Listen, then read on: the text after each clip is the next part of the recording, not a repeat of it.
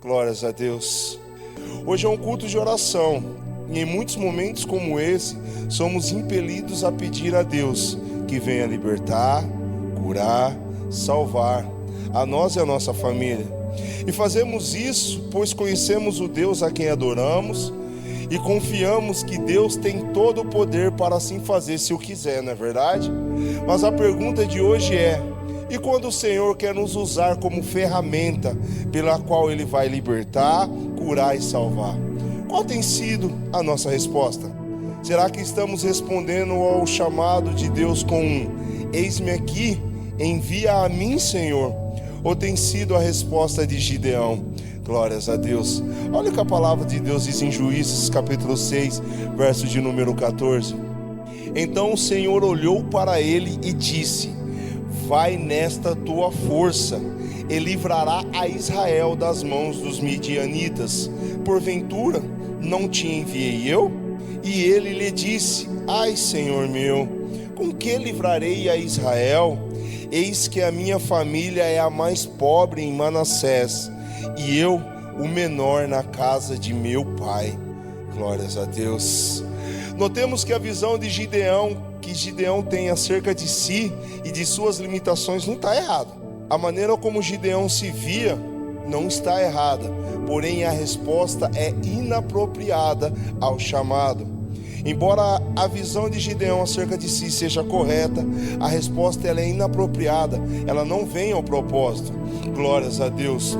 Deus sabe das nossas limitações, igreja.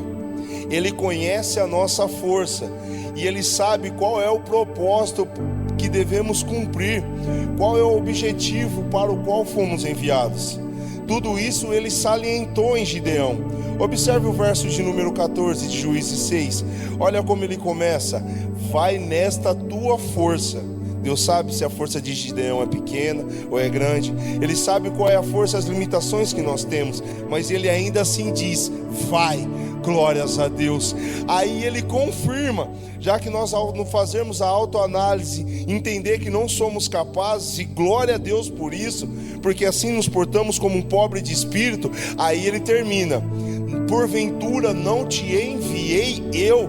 Glórias a Deus. Então com isso Deus já está declarando: não é essa a tua força, vai nessa tua força mesmo, não tema, porque quem te enviou fui eu. Glórias a Deus. Assim, quando pedimos a Deus para que Deus venha libertar, curar, operar de maneira milagrosa na nossa vida, na nossa família, na cerca daquele que nos rodeia, porque conhecemos o poder desse Deus que é ilimitado, e a única coisa que Deus não pode fazer, como já foi salientado terça-feira, é mentir, é se arrepender, é negar-se a si mesmo.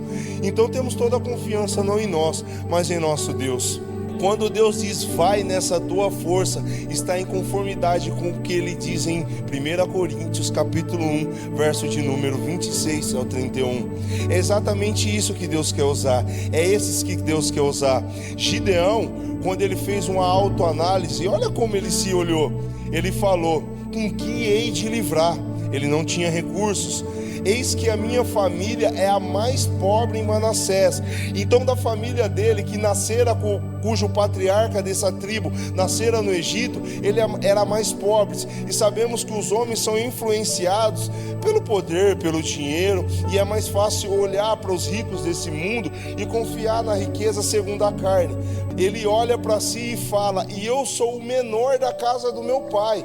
Então de todo Israel que estava sendo sitiado pelos exércitos midianitas, estava sendo saqueado pelos povos midianitas, o mais improvável para livrar o povo era Gideão. Mas foi exatamente esse que Deus quis usar, porque está em conformidade com o que está em 1 Coríntios. Olha o que a palavra de Deus diz: porque vede, irmãos, a vossa vocação. Analisemos a nossa vocação, que não são muitos os sábios segundo a carne, nem muitos os poderosos, nem muitos os nobres que são chamados. Glórias a Deus.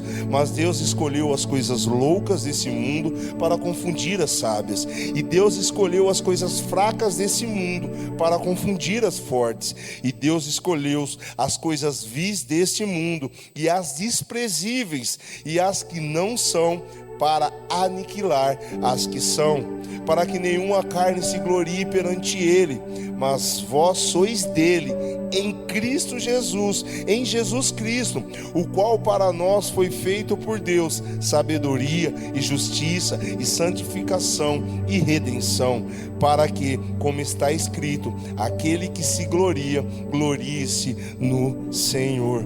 Glórias a Deus. Então, se o irmão fazer uma autoanálise, Deus vai colocar o chamado no coração dos irmãos. Eis que o chamado vai ser nítido, ou já está sendo nítido e claro. Mas a questão não é quantos são chamados, porque a palavra de Deus ela é clara. Muitos são chamados, mas poucos os escolhidos. Por que é poucos escolhidos, igreja? Porque poucos respondem: eis-me aqui, envia-me a mim, Senhor. Então o Senhor ele vem operando maravilhas em nosso meio, vem operando maravilhas. E quando eu vi essa passagem de Gideão, eu não deixei de ver aquele pobre mancebo, aquele jovem, que quando Jesus estava pregando para uma multidão de 5.000 homens, de mais de 5.000 pessoas, e perguntou com que daria de comer para tanta multidão, o apóstolo, aquele que estava do lado de Jesus, falou: nem 200 dinheiro daria. Mas aquele jovem, ele foi com um pouco. Se fosse olhar com os olhares da carne, não era o suficiente para suprir e matar a fome daquela multidão. Mas com aquele pouco, com aqueles 5 pãezinhos e 2 peixinhos, ele foi e entregou ao Senhor, falou: está aqui o meu melhor.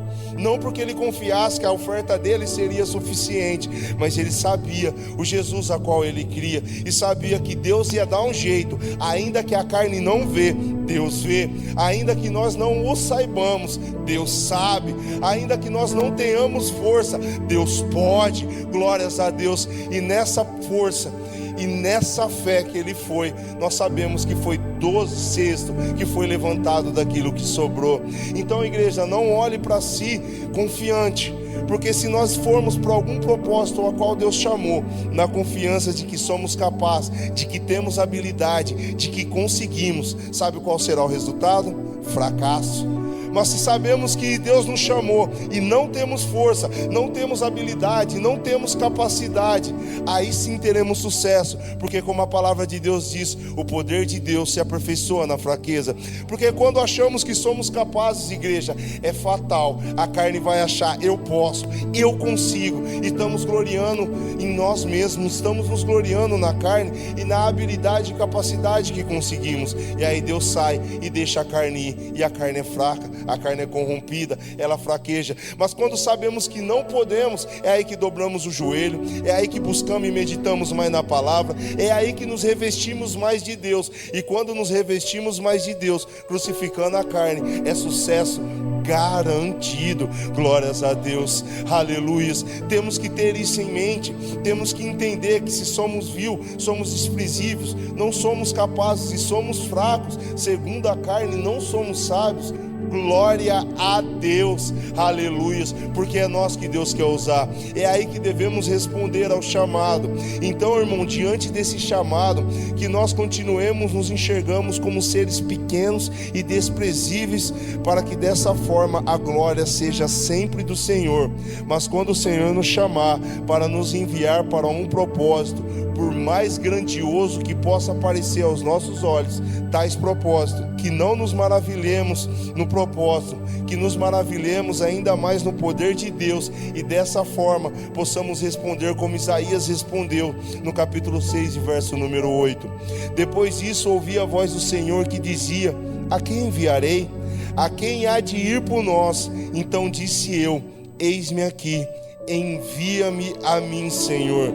Glórias a Deus. Esse é o chamado que Deus tem, que nós possamos responder com eis-me aqui, e nós sejamos os poucos escolhidos de Deus.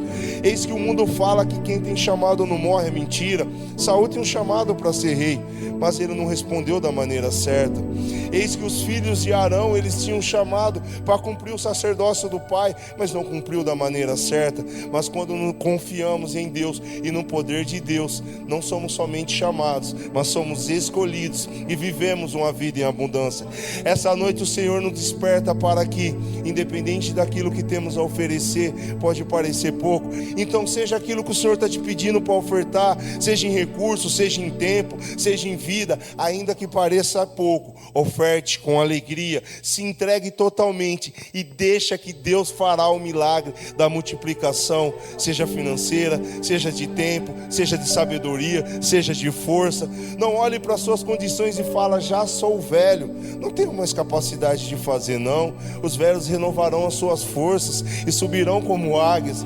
Se você diz: não, mas eu não estudei, minha leitura é pouca, deixa que Deus fala, com o Espírito Santo de Deus tome os seus lábios e fale e apregoe. Se você fala: não, mas eu sou fraco, eu não consigo, ou eu trabalho tanto e não tenho tempo, Deus opera e prepara.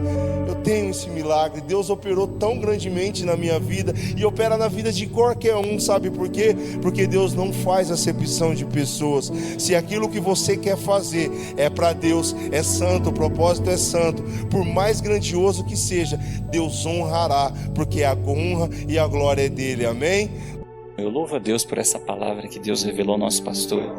Tem como pôr um versículo para mim? 2 Coríntios, capítulo de número 3. E é por Cristo que temos tal confiança em Deus.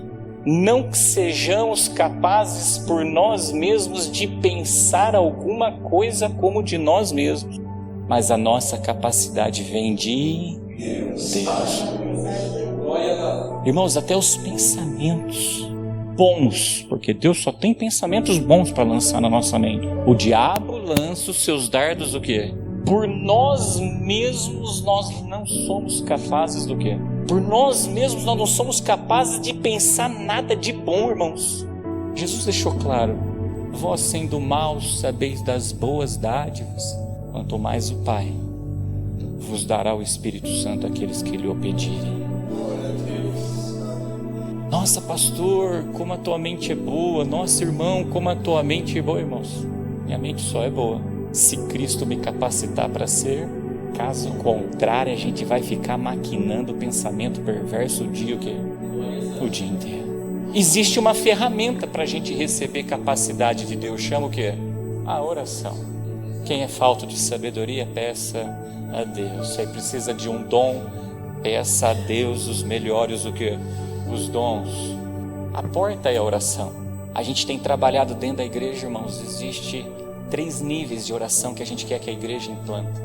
Existe a oração particular, que é você e Deus no teu quarto fechado. Existe a oração ministerial. O ministério de louvor tem que se reunir como um corpo e orar. O ministério infantil tem que se reunir como um corpo e orar. E existe a oração coletiva, que é a igreja inteira, que são os cultos de terça-feira e são os cultos que a gente sobe aos sábados aonde? Lá no monte.